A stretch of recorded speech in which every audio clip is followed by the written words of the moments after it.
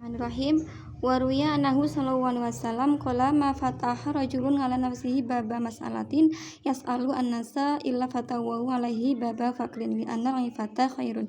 Jadi kata Nabi sallallahu alaihi wasallam, ketika seseorang membuka dirinya untuk meminta-minta, maksudnya seseorang tersebut itu suka meminta-minta kepada orang lain, entah itu meminta-minta harta benda atau meminta-minta uang, makanan dan sebagainya, suka minta-minta gitu ya, maka Allah akan menjadikan orang tersebut fakir. Allah akan membukakan pintu kefakiran untuk dirinya.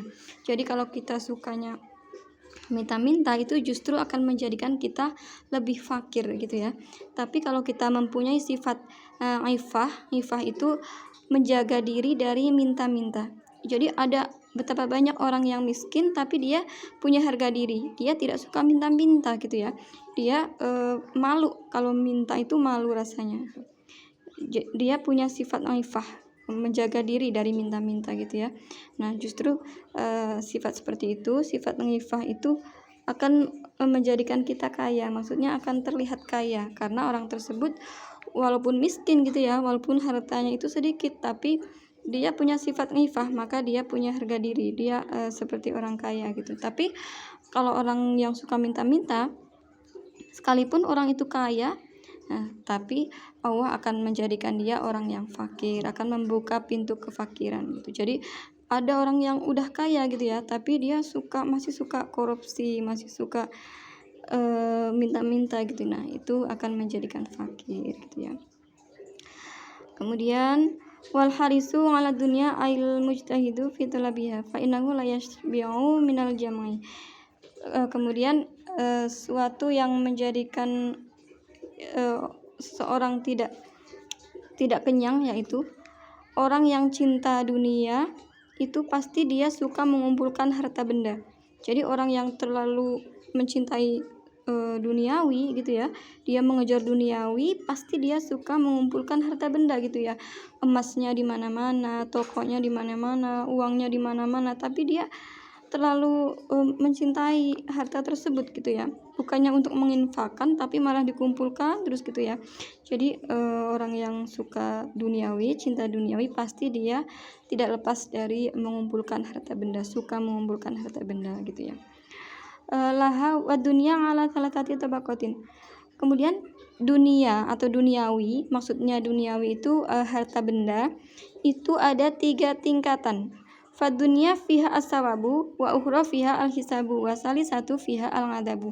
Jadi duniawi atau harta benda itu ada 3 tingkatan. Yang pertama, harta benda atau duniawi yang menjadikan pahala. Yang kedua, harta benda yang dihisap atau duniawi yang dihisap. Kemudian yang ketiga, harta benda atau duniawi yang menjadikan siksa.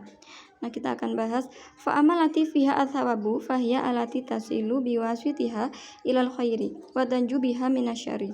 Yang pertama, duniawi yang menyebabkan pahala, yang menjadikan kita mendapat pahala, yaitu yang dengan lantaran duniawi tersebut seseorang bisa melakukan kebaikan gitu ya, dan selamat dari keburukan. Wahya ngatiatul mukmini, yaitu orang yang memberikan kepada orang mukmin, maksudnya bersedekah gitu ya, bersedekah kepada orang mukmin, bersedekah kepada sesama gitu ya, sama manusia. Dengan hartanya tersebut digunakan untuk wakaf, digunakan untuk sedekah, menyantuni anak-anak yatim dan sebagainya, untuk wakaf, untuk sedekah kepada pondok pesantren dan sebagainya. Dengan hartanya tersebut dia gunakan untuk hal-hal yang positif, untuk kebaikan, untuk bersedekah. Nah maka harta tersebut bisa menyelamatkan dia, bisa menjadikan pahala gitu ya. Wa mazrungatul akhirati, dan dengan hartanya tersebut bisa untuk sawahnya akhirat, maksudnya di akhirat nanti dia bisa memanen pahalanya gitu ya. Wahya al-kafafu minal halal, yaitu mencari rizki dengan cara yang halal gitu ya. Kemudian yang kedua, harta benda atau duniawi yang menyebabkan dihisap gitu ya, yaitu harta benda yang wa amalati fi alisabu atau wilu fahiya alati la tashtahilu bisababiha an ada imam murid. Sebenarnya mana